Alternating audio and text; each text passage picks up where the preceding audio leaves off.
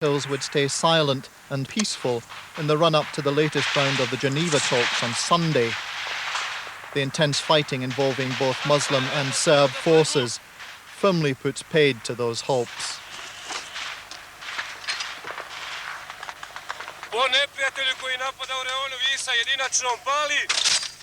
Not only does it provide a bleak run-up to the Geneva talks, but it also bodes ill for the international attempt to bring much-needed winter relief to the citizens of Sarajevo. Fighting was widespread outside the capital too, with reports of heavy clashes around Tuzla. And British troops in the garrison town of Tomislavgrad also came under heavy artillery attack. The town was hit by more than 100 artillery shells throughout this morning and the early part of the afternoon. The UN garrison there is home to British engineers, transport specialists and other troops. If all that weren't a bleak enough background for Geneva, the leader of the Bosnian Serb military, General Mladic, says that if the Allies attack Serbs to enforce a UN no-fly zone over Bosnia, he's ready to hit back. I u svakom slučaju ne bi gledali da nas avioni tuku, a da im ne odgovorimo. Imamo mi sredstava za zaštitu iz vazduha I to bi efikasno upotrebili. Sljedeće, odgovorili bi po teritorijama zemalja sa kojih se upućuje avijacija na naš prostor. A isto tako odgovorili bi eventualno da budemo napadnuti kopnenim snagama. Mladic even claims he could and would launch missile attacks against NATO countries. Odgovora je na takav napad.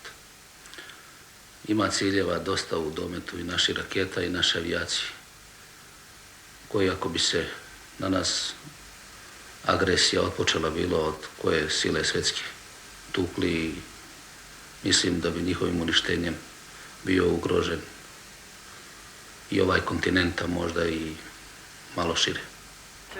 Defence analysts don't take that threat at all seriously or literally, but the general is already credited with having done all he can to stall the Geneva talks, and his latest message seems clear. He does have the capacity, simply by virtue of the kind of terrain that Bosnia and Herzegovina abounds in, to make life difficult for any ground forces that might find themselves there.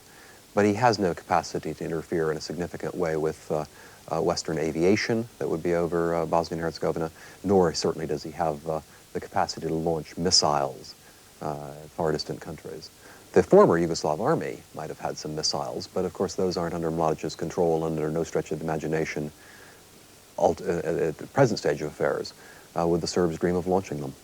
So what message is he sending to the Geneva talks on Sunday? Well, the message he's sending is that the Geneva talks don't have a prayer of coming to any successful conclusion. The question now is how much the Bosnian Serbs' political leader, Radovan Karadzic, shares the views of General Mladic or is influenced by him. Or indeed how much Serbian President Milosevic sympathizes with General Mladic. With his election victory safely behind him, Milosevic is confirmed as the man with the real...